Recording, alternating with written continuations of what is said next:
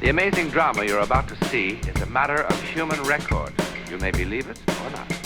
Today, we gonna upgrade the DeWalt Multitool. The trick we gonna show you works fine with the DCS356, and not meant for the DCS354 from the Atomic lineup. Watch the magic unfold.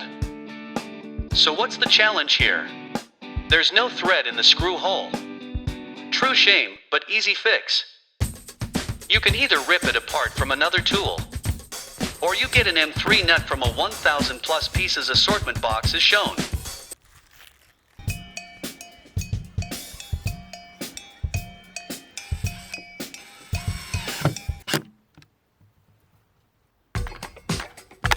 Let's see how it works in reality.